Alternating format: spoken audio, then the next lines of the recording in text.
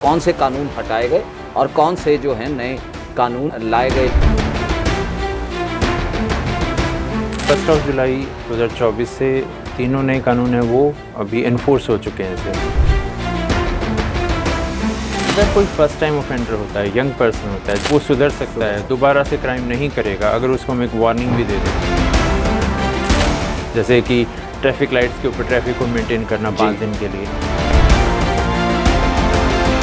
और साथ ही अगर जैसे देखा जाए तो पहले धारा 376 थी जिसे लोग जो हैं रेप के साथ जोड़कर देखते थे। हीनियस क्राइम है जो सोसाइटी को झकझोर देता है। जैसे यहाँ पे उदाहरण देना चाहूँगा मैं, निर्भया केस की। जी, तो उसने अकेला दिल्ली नहीं पूरे देश को झकझोर दिया था। या कानून का डर और लोगों के बीच बढ़ने की संभावना है। कानून का एक पर्पज़ है कि डेटरेंट इफेक्ट होता है कि लोगों को एक थोड़ा फियर या डर हो कि हाँ ऐसा करेंगे तो ये हो सकता है। जी, और उस डर को रखना भी ज़रूरी है और उसको वास्तविक रूप में अप्लाई करना भी ज़रूरी है। धारा 376 थी जिसे लोग जो हैं रेप के साथ जोड़कर देखते थे। तो कानून एक माध्यम है न्याय तक पहुंचने का। नमस्कार, मैं हिंदी टीवी देखने वाले हमारे सभी दर्शकों का बहुत बहुत स्वागत है। दोस्तों, जैसा कि आप जानते ही हैं कि देश के बीच जो है वो 3 नए कानून अब लागू हो चुके हैं। जो पुराने इंडियन पिनल कोड के तहत धाराएं थी उनमें बदलाव किए गए और साथ ही साथ अब जो 3 नए कानून हैं वो 1 जुलाई 2024 से लागू कर दिए गए हैं। और इन्हीं 3 कानूनों के बारे में ज़्यादा जानकारी हासिल करने के लिए आज हमारे साथ हमारे स्टूडियो में मौजूद हैं रोहित कड़वासना जी, जिनसे हम जानकारी हासिल करते हुए जानेंगे कि आखिरकार हमारी न्याय प्रक्रिया जो है हिंदुस्तान की, उस पर कैसे इन कानूनों का प्रभाव पड़ेगा और कैसे ये नए कानून जो हैं प्रभावी तौर पर लागू होते हुए किस तरह का प्रावधान जो हैं आम नागरिक को देंगे। रोहित जी, बहुत बहुत स्वागत है आपका। रोहित जी, सबसे पहले हम बात करना चाहेंगे कि ये 3 कानून जो हैं वो कौन कौन से हैं और किस कानून को लेकर जो है इनका बदलाव किया गया, यानी कि कौन से कानून हटाए गए और कौन से जो हैं नए कानून 3 लाए गए, जैसे भारतीय न्याय संहिता है या फिर भारतीय नागरिक सुरक्षा संहिता है और साथ ही साथ भारतीय साक्ष्य अधिनियम यानी एविडेंस एक्ट है। तो किस तरीके से आप इन्हें देखते हैं और क्या फ़र्क जो है वो हमारी न्याय प्रणाली में इससे आने वाला है? सबसे पहले आपका शुक्रिया, आपने विचार साझा करने के लिए मुझे बुलाया यहाँ पे। और अभी 1 जुलाई 2024 से तीनों नए कानून हैं वो अभी इन्फोर्स हो चुके हैं इसे। तो इसमें तीनों कानून हैं वो तीनों के तीनों एक क्रिमिनल लॉ के एक हेड के अंदर में तीनों के तीनों कानून हैं उनको लागू किया गया है। जी, बेसिक पॉइंट क्या है कि जो चेंज इन लॉ है वो सोसाइटी में चेंज का एक साइन है। जी। अगर सोसाइटी में चेंज आता है, सोसाइटी डेवलप हो रही है तो कानून डेवलप होते हैं, कानून का भी विकास होता है। तो एक आज से हम 20-25 साल पहले हम आज के ये जो है कि इंफॉर्मेशन टेक्नोलॉजी के बारे में सोचते भी नहीं थे इतना। जी। तो उससे रिलेटेड जो अपराध हैं तो उनको अमेंडमेंट के थ्रू बाद में डाला गया था। तो ऐसे करके सोसाइटी ही डेवलप हुई है कि जो प्रॉम्प्ट करती है कि भी नए चेंजेस आएँ लॉ के अंदर ही। Society is there to serve, that law is there to serve the society and not vice versa. तो इसी के लिए क्या है कि कानून में बदलाव एक ज़रूरी पार्ट हो जाता है इसमें। जी। एंड जस्टिस कृष्णा अय्यर ने बोला कि law is there for a kind of a means to an end and that end is justice. तो कानून एक माध्यम है न्याय तक पहुंचने का और इसी के लिए कानून को हमें पूर्ण रखना चाहिए as per the requirement of the society. इसी के रिगार्डिंग क्या है कि इनमें चेंजेस किए गए हैं सारे के सारे। वो चेंजेस क्या है कि सोसाइटी में बदलाव के संकेत भी हैं, प्लस इनके अंदर क्या है कि जो चीज़ें डाली गई इनमें ट्रेडिशनल वे से वो चीज़ें भी हैं। जी। और उसमें एक फॉर एग्जांपल कह रहा हूँ कि जैसे कम्युनिटी सर्विस को एक सज़ा का पार्ट बनाया गया। कम्युनिटी सर्विस ऐसी कि भाई वो एक कम्युनिटी की सर्विस करेगा पर्सन, बट वो एक पैटी ऑफेंसेस हो, वहाँ पर उस चीज़ को यूज़ किया जाएगा। जी। तो वो एक तरीके से पुराने टाइम पर जैसे कह लो कि पंचायती होती थी, पंचायती के अंदर भी एक बंदे को शर्मिंदगी हो भी उसने कुछ गलत किया और वो मान भी ले और उसको सज़ा के तौर पे एक बस साइन मात्र हो भी, हाँ सज़ा भी होगी, और कल के लिए वो शर्मिंदगी के कारण आगे कुछ ना करे जी। तो उस चीज़ को भी एक पार्ट बनाया गया है जैसे उसमें भारतीय न्याय संहिता के अंदर। तो ये सारे के सारे एक वेलकम स्टेप्स हैं सभी के अंदर। तो तीनों कानून में उसी के अकॉर्डिंग ही ये चेंजेस लाए गए हैं। तो वो प्रोग्रेस का ही पार्ट है उसके रिगार्डिंग, कि वो एक प्रोग्रेसिव वे में, प्रॉम्प्ट वे में ये सारे के सारे अप्लाई किए गए। अब तीनों कानूनों में अलग अलग तरीके के बदलाव हैं। जैसे कि अब हम बात करें कि भारतीय नागरिक सुरक्षा संहिता, भारतीय न्याय संहिता और भारतीय साक्ष्य अधिनियम। हाँ जी। तो तीनों में जो समय की जो आवश्यकता है उसी के अकॉर्डिंग ही ये चेंजेस लाए गए। अब इनमें क्या है कि रीलोकेशन है सेक्शन नंबर्स की, रीनंबरिंग है सेक्शन नंबर की, कुछ इनके अंदर डिलीट भी किए गए पार्ट है, कुछ इसमें एडिशन भी किए गए पार्ट है। और कुछ जगह पे कहते हैं कि जैसे इंडियन पीनल कोड में पहले जितनी धाराएं थीं उनको धाराओं को कम किया गया, तो कहीं जो है भारतीय नागरिक सुरक्षा संहिता है वहाँ पर धाराएं जो हैं वो बढ़ाई भी गई हैं। क्या ऐसा भी हुआ है? हाँ जी, ये भी किया गया। अब जैसे पहले आईपीसी था पहले, तो वो ब्रिटिश लॉ कमीशन था, वो 1834 के टाइम बना था जी, और 1860 का इंडियन पेनल कोड था। अगर हम 1860 के अकॉर्डिंग, अगर आज की डेट के अकॉर्डिंग काउंट करें तो वो more than 150 years, around more than 170 years पुराना लॉ था। अब उसमें क्या अमेंडमेंट हम कर रहे थे। अब बेसिक कंसेप्ट ऑफ जो ऑफेंस है या क्राइम है या अपराध है वो तो वही रखा गया। उसमें क्या है, नंबरिंग ऑफ सेक्शन थी। जैसे उसमें कुछ जनरल प्रोविजंस डाले गए थे, जैसे सेक्शन 8 से लेके 52A में डेफिनेशन डाली गई। तो अब उन सारी डेफिनेशंस को एक सेक्शन में डाल दिया गया भारतीय न्याय संहिता के अंदर, तो वो नंबरिंग उसके कारण कम हो गई। फिर क्या है कि भारतीय न्याय संहिता के अंदर जो अपराध है उनको प्रायोरिटी के तौर पे रखा गया कि ऑफेंस अगेंस्ट, जैसे वुमेन वाला है, ऑफेंस अगेंस्ट बॉडी वाला part, offence against state part है, उनको प्रायोरिटी पे आगे रखा गया। फिर उसके बाद ऑफेंस अगेंस्ट प्रॉपर्टी का पार्ट है उसको बाद में रखा गया। प्लस ऑफेंसेस की क्लासिफिकेशन कर दी गई है कि हीनियस क्राइम्स है, पैटी क्राइम्स है। फिर क्या है कि उसमें इम्प्रिजनमेंट की जैसे अलग अलग थियोरीज होती हैं। एक उदाहरण यहाँ पर कि रेफर्मेटरी थ्योरी, कि बंदे को सुधारना। तो अगर कोई फर्स्ट टाइम ऑफेंडर होता है, यंग पर्सन होता है, जहाँ पे चांसेस होते हैं कि वो सुधर सकता है, दोबारा से क्राइम नहीं करेगा, अगर उसको हम एक वार्निंग भी दे दें, अगर ये चीज़ें रहेंगी, ये डिस्क्रिप्शन में कोर्ट के डाल दिया गया, ऐसी सिचुएशन में उस पर्सन को हो सकता है कि सिर्फ कम्युनिटी सर्विस वाला पॉइंट ही बोला जाए। जैसे कि ट्रैफिक लाइट्स के ऊपर ट्रैफिक को मेंटेन करना 5 दिन के लिए, ऐसा ही कुछ, कोई समाज सेवा के कुछ कार्य करने के लिए, जिसके बदले उसको पैसा ना दिया जाए, बट उसको ये फील हो कि उसकी एक ड्यूटीज़ हैं समाज के प्रति, ताकि वो आगे से ऐसा कोई क्राइम ना करे। जी, ये नहीं है कि ये बार बार इस तरीके से रखा जाए। तो इसी पर्पज़ के रिगार्डिंग क्या है कि ऑर्गेनाइज क्राइम है, यहाँ पर स्पेशल लॉज भी हैं काफ़ी सारी, बट उनके साथ में ऑर्गेनाइज क्राइम के रिगार्डिंग है, जो ग्रुप क्राइम्स होते हैं उनके लिए उन्होंने स्पेशल सेक्शंस है वो डाल दिए उसमें। और वो हीनियस क्राइम है तो उनमें पनिशमेंट भी उसी के अकॉर्डिंग रखी गई है। तो प्रोपोर्शनैलिटी ऑफ पनिशमेंट का जो रूल है उसको फॉलो किया गया इसमें। तो ये एक वेलकम स्टेप है, जैसे भारतीय इसमें न्याय संहिता की बात करते हैं। रोहित जी, हम बात करें पहली एक जनरल जो धारा है वो 302 हुआ करती थी, जिसे देखकर एक आम आदमी भी समझ जाता था कि इस धारा के तहत जो है वो आदमी को उम्र कैद या फांसी की सज़ा ही होगी, क्योंकि 302 की धारा बड़े संगीन जुर्म में लगती थी। तो अब नई जो कानून लागू हुए हैं, क्या उनमें इस धारा को बदल दिया गया है? हाँ जी, जो रीनंबरिंग के कारण क्या है कि इन अपराध को जैसे स्टार्टिंग में ले आए गए हैं, तो इन अपराधों को शुरू में कर दिया गया। अब इनमें 103 है, ये सेक्शन नंबर डाल दिया गया, तो वो चेंजेस हो गया। पहले एक मुहावरा था, अभी 420 है, बंदा अगला समझ जाता है। वो 420 आईपीसी का ही एक मुहावरा, मतलब सेक्शन नंबर था जिसके, अब वो 420 नहीं रहा, मतलब अब वो चेंज हो गया ऐसे उसके रिगार्डिंग। तो अब कुछ, मतलब आप कह लो कि कई गाने भी सिर्फ इनके सेक्शन नंबर पर ही बनाए हुए थे जो आईपीसी के, अब वो सारे सेक्शन नंबर है वो चेंज हो चुके हैं उसके रिगार्डिंग। अब उनको चेंज करने का पर्पज़ ये था कि एक सिस्टमेटिक ऑर्डर में ये सारा कुछ किया जाए। प्लस क्या है कि जैसे अब कुछ वर्ड हम यूज़ करते रहते हैं कि साइबर क्राइम है, कार्ड स्कीमिंग है, मॉब लिंचिंग है, ये इस टाइप के वर्ड्स थे कि जो कॉमन हम यूज़ करते थे, बट उनके लिए एक स्पेशल क्राइम बना दिया गया ऐसे इसके रिगार्डिंग, क्योंकि ये अपराध है, ये भी सभी के अगेंस्ट ही हो रहे थे। तो इनको एक सिस्टमेटिक पर्पस देना था जैसे उसके रिगार्डिंग। इवन कुछ ऐसे ऑफेंसेस थे जिनमें वो सिर्फ मैन ओरिएंटेड थे, अब जेंडर न्यूट्रल भी कर दिए गए। तो जिसमें डिसरॉबिंग है, वॉयरिज्म है, ऐसे ऑफेंसेस है जिनमें अब women can also be held liable, उसके रिगार्डिंग लाइबल हो सकती है।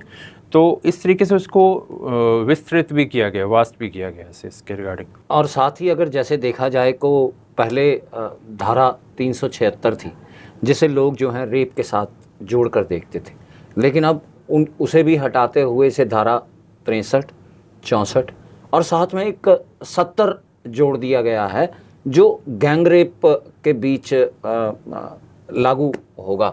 तो ऐसे में क्या लगता है कि इन धाराओं के चलते अपराध का ग्राफ जो है वो गिरेगा या कानून का डर और लोगों के बीच बढ़ने की संभावना है? देखिए, कानून का एक पर्पज़ है कि डेटरेंट इफेक्ट होता है, कि लोगों को एक थोड़ा फियर या डर हो कि हाँ ऐसा करेंगे तो ये हो सकता है। वो पर्पज़, उस डर का पर्पज़ होता है सिस्टमेटिक ऑर्डर मेंटेन करने का, और उस डर को रखना भी ज़रूरी है और उसको वास्तविक रूप में अप्लाई करना भी ज़रूरी है, क्योंकि अदरवाइज़ फिर लोगों को एक निरंकुश हो जाएंगे, वो वाला पार्ट है। तो इसलिए एक सिविलाइज सोसाइटी में उन ऑफेंसेस के लिए हीनियस क्राइम है जो सोसाइटी को झकझोर देता है। जैसे यहाँ पे एक उदाहरण देना चाहूँगा मैं, निर्भया केस की जी। तो उसने अकेला दिल्ली नहीं, पूरे देश को झकझोर दिया था। बिल्कुल। उसी रीज़न से उस टाइम पर भी रेप लॉज में काफ़ी अमेंडमेंट हुए थे। अब उन्हीं अमेंडमेंट को सारे जो अब कुछ सब सेक्शन थे उनको अप्लाई करके उनमें सीरियस क्राइम है उनमें डाल दिया गया है। प्लस जैसे बच्चों की चाइल्ड मैरिजेज होती थी तो उनको भी एक प्रॉपर क्राइम बना के उनके लिए पनिशमेंट मेंशन कर दी गई। तो लॉ एक तरीके से सोसाइटी का एक डेवलपमेंट करने का या अपलिफ्ट करने का भी तरीका है, और वो रिस्पॉन्सिबिलिटी गवर्नमेंट की, लेजिस्लेचर की रहती है। तो उसी में उन्होंने बखूबी एक आगे स्टेप बढ़ाया जैसे उसके रिगार्डिंग। जी बिल्कुल। तो दोस्तों, अधिवक्ता यानी वकील रोहित जी की बातों के ज़रिए आपने अंदाज़ा लगाया ही होगा कि नए कानूनों के बीच जो बदलाव किए गए हैं वो अपराध पर अंकुश लगाने के लिए, और साथ ही साथ जो लोग अपराधी किस्म की भावना रखते हुए किसी अपराध को अंजाम देने की कोशिश करते हैं उनमें एक भय जो है वो पूरे तरीके से कानून के प्रति पैदा किया जा सके। रोहित जी, इन नए कानूनों के चलते जो है पुलिस को भी विशेष अधिकार दिए गए हैं, क्योंकि अब कस्टडी की जो सीमा है वो बढ़ा दी गई है और पुलिस जो है वो 90 दिन तक किसी शख्स को हिरासत में रख सकती है। तो क्या लगता है कि इसका दुरुपयोग भी पुलिस कर सकती है? क्योंकि 90 दिन की हिरासत में अगर पुलिस रखेगी तो रिमांड के दौरान कुछ भी जिस तरह के आरोप पहले भी लगते हैं कि पुलिस रिमांड के दौरान उगलवाना जानती है या टॉर्चर करती है, तो वो अवधि जो बढ़ गई है उसका क्या फ़ायदा होगा या नुकसान होगा, या ये सही हुआ? आपकी नज़र में आखिर कैसा रहेगा? हाँ जी, जैसे यहाँ पे क्या नए कानून आगे जैसे होता है ना, एक आम लोगों की अवधारणा उसमें हो जाती है। जैसे मेरे को भी किसी कॉल है कि भी अच्छा भी पुराना कानून चेंज हो गया तो हमारा अगर कोई केस चल रहा था वो ख़त्म हो गया क्या अभी जी। तो ये एक पॉइंट क्या है कि इसी कारण से कुछ मिसकंसेप्शंस भी हो जाते हैं ऐसे। तो कानून है अभी, जैसे ये आपने पुलिस रिमांड की इनकी बात की, तो इसमें जो पहले से जो चीज़ें चली आ रही थी उसी तरीके से चलेंगे। जैसे यहाँ पे ऑनरेबल सुप्रीम कोर्ट की जजमेंट्स हैं, उसी के अकॉर्डिंग अभी भी वो एक लिमिट में पुलिस रिमांड वाला पार्ट है, वही ही चीज़ें फॉलो होंगी।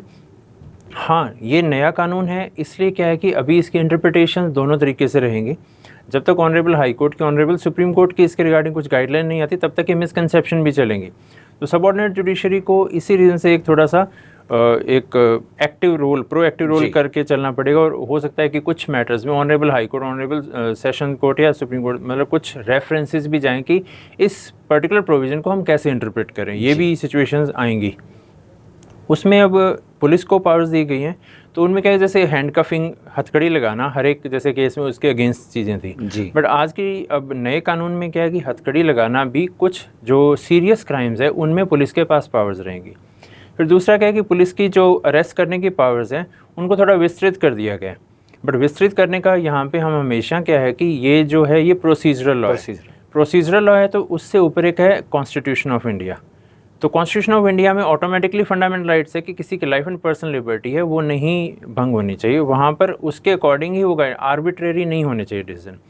तो इसीलिए यहाँ पर भी वो पुरानी जो गाइडलाइंस ऑनरेबल सुप्रीम कोर्ट की वो यहाँ पर लागू होंगे, क्योंकि एक जवाबदेही रहेगी जैसे इसके रिगार्डिंग पुलिस की। ये नहीं कह सकते निरंकुश हो गई ये चीज़ें। जी तो जो पहले के हमारे सेट प्रिंसिपल्स हैं वो भी अभी भी फॉलो होंगे, क्योंकि मैंने पहले वर्ड यूज़ किया रिलोकेशन या रीनंबरिंग है, एक तरीके से नई पावर्स नहीं होगी हैं वहाँ पे जनरेट जी। तो वो सिस्टमेटिक ऑर्डर में उसी तरीके से चलेंगी। तो वो कुछ मिसकंसेप्शन उन्हीं रीज़न के कारण यहाँ पे बनी है भारतीय नागरिक सुरक्षा संहिता के रिगार्डिंग।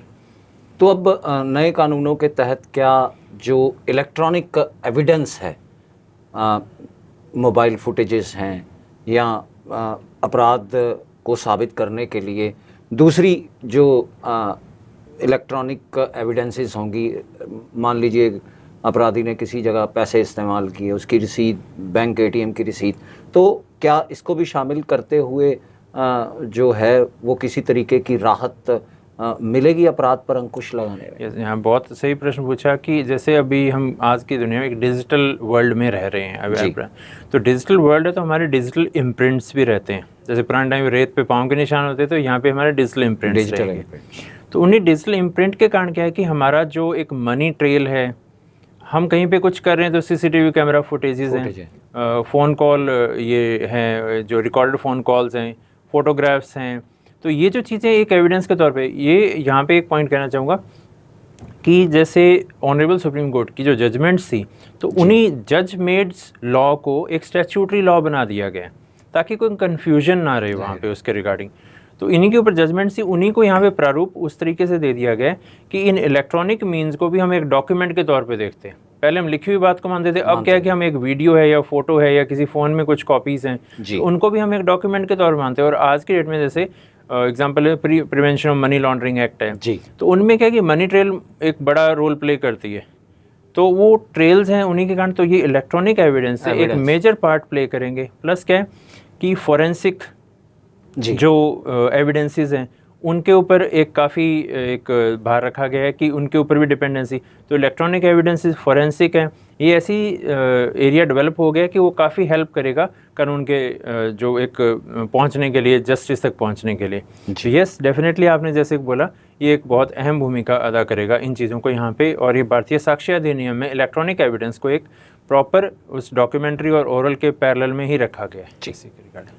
बहरहाल दोस्तों, आपने रोहित जी की बातों के ज़रिए समझ तो लिया ही होगा कि लागू होने वाले ये 3 नए कानून जो हैं वो हर हाल में अपराध पर अंकुश लगाने के लिए और साथ ही साथ आम जन जिसे कानून से इंसाफ पाने की आस होती है वह रास्ता सुगम करने के लिए अब लागू कर दिए गए हैं। रोहित जी, क्या इसमें कोई समय सीमा भी रखी गई है कि एफआईआर दर्ज होने के बाद से जब तक मामला अदालत में पहुंचता है एक तय समय के अंदर जो है उस मामले का निपटारा होना चाहिए या उस पर फैसला आना चाहिए? क्या इस चीज़ का प्रावधान भी ध्यान में रखा गया इन 3 कानूनों के बीच? हाँ जी बिल्कुल। यहाँ पर क्या है कि जैसे एक तो क्या है कि एफआईआर पहले होती है, जहाँ पर अपराध हुआ है वहीं पर एफआईआर होती थी। अभी क्या है कि उसके एरिया के बाहर भी एफआईआर हो सकती है, तो ज़ीरो एफआईआर बोलते हैं, ईएफआईआर भी करवाई जा सकती है। तो ये एक उस विक्टिम के लिए एक ज़रूरी, तो एक तरीके से एक फोकस क्या हो गया कि एक अकेला ये नहीं कि एक्यूज़ को सज़ा देने के ऊपर फोकस रखा है, यहाँ पे विक्टिम को भी उतना ही इंपॉर्टेंस दिया गया है, तो उसमें जो न्याय मिले वो उसको विक्टिम को भी मिले। उसी रीज़न से विक्टिम को न्याय की स्पीडी ट्रायल, तो वो उसी का ही पार्ट है, उस चीज़ को भी भारतीय नागरिक सुरक्षा संहिता जो प्रोसीजरल लॉ है उसमें पूरा स्पेस दिया गया। पुलिस के ऊपर एक स्ट्रेस रहेगा उसमें कि वो जल्दी से जल्दी इन्वेस्टिगेशन करें, डिले ना करें, तो ऐसी कोई डिलेइंग टैक्टिक्स ना वहाँ पर, तो वो टाइम बाउंड मैनर में पूरा करने के लिए बोला गया। सेम यहाँ पे ट्रायल को पूरा करने के लिए भी टाइम बाउंड लिमिट्स रखी गई हैं, तो उनका बेसिक पर्पज़ यही है इसी के रिगार्डिंग कि न्याय संगत और एक टाइम लिमिट में वो चीज़ें पूरी होनी चाहिए। बहरहाल दोस्तों, ये जानकारी हर इंसान के लिए बेहद काम की होगी कि अब नए 3 कानून लागू होने के बाद नए प्रावधान के तहत आप ज़ीरो एफआईआर भी जो है वो दर्ज करवा सकते हैं। मतलब आप अपने इलाके से अगर बाहर भी कहीं हैं तो वहाँ पर अपने साथ हुई वारदात या अपने आपको पेश आई समस्या को लेकर एफआईआर जो है वो पुलिस के पास किसी भी थाने में लिखवाई जा सकती है। बहरहाल इन 3 कानूनों के बारे में जानकारी जो है रोहित जी ने हमें दी और उसका फ़ायदा यकीनन आप तक पहुंचेगा अगर आप उनकी बातों पर गौर करते हुए इन तीनों नए कानूनों के बारे में समझने की कोशिश करेंगे। बहरहाल रोहित जी, बहुत बहुत शुक्रिया आपका कि आप हमारे स्टूडियो में आए और हमारे दर्शकों को ये तमाम जानकारी जो है इन तीनों नए कानूनों को लेकर दी। बहुत बहुत शुक्रिया। Thank you very much. नमस्कार। आपका नमस्कार।